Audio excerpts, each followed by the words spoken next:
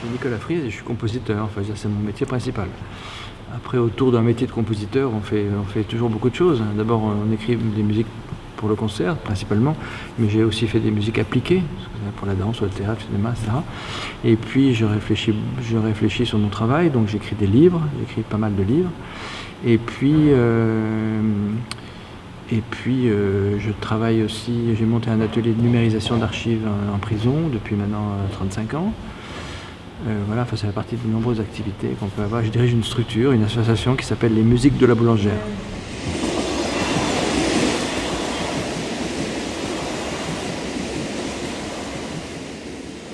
Alors non, c'est un lien particulier parce que effectivement le fait que je fasse...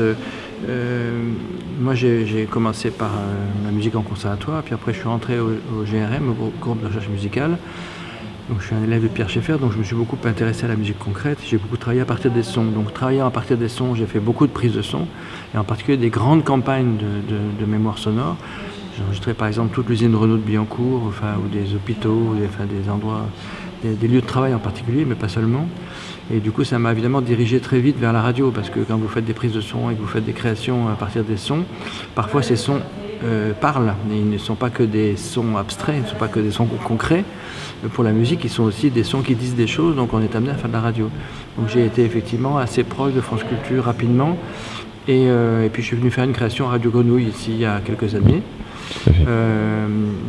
Mais je ne peux pas dire que je sois un homme de radio, je suis un visiteur de la radio.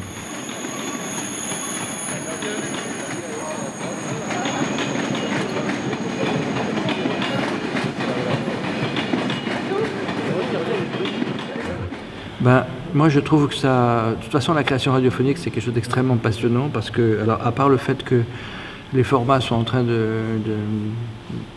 tout cas les formats dans les radios dans lesquels je travaillais sont en train d'être un peu torpillés. C'est-à-dire qu'on faisait des émissions de 3 heures, puis 2 heures, puis 1 heure, puis maintenant on fait des formats de 25 minutes et un jour on nous demandera de faire des pastilles seulement.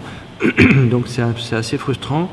En même temps, on voit bien que ça s'accompagne aussi de mauvaises habitudes de l'auditeur qui veut écouter des choses rapidement, qui consomme un peu la radio par son portable, donc il écoute quand il a le temps, quand il est dans le transport. Donc il y a comme une espèce d'époque qui va très vite, et donc du coup il faut que les œuvres aillent à la vitesse de l'époque. Ça c'est effectivement assez dommage. Et surtout qu'on a tous envie de se répandre dans les sons et on aime bien ça. Donc voilà, on avance tous ensemble dans cette gestion du temps qui est quand même assez compliquée.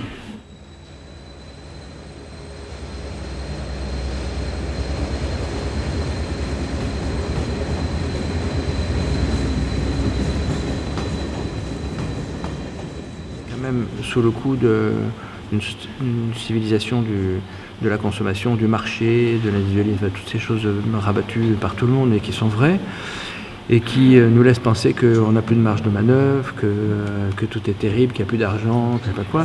Mais en fait, on a quand même une capacité de résistance, et en particulier les jeunes ont une capacité de résistance qui est incroyable. Et moi j'essaie de me tenir quand même auprès des jeunes tout le temps, d'abord pour me rappeler que j'en suis un, même si ça se voit pas, et ensuite parce qu'ils ont une énergie, une capacité de résistance et une énergie d'invention qui est... moi je suis pas inquiet en fait. Je pense qu'on a tout ce qu'il faut pour déprimer, pour être pessimiste, et en même temps si on veut bien regarder, rien ne s'arrête, l'énergie ne s'arrête pas, les gens ont toujours envie de faire des choses, et j'ai en face de moi quelqu'un qui me pose des questions, qui n'a pas 40 ans et qui a des yeux qui brillent, donc voilà, je suis... Tout à fait. Est-ce que vous avez en tête peut-être une œuvre radiophonique en particulier qui fait écho un petit peu à cette énergie-là ou... Moi, mon époque me ramène évidemment beaucoup aux ateliers de création radiophonique de l'époque de Farabee et Truta, mais là je fais le vieux con en disant ça.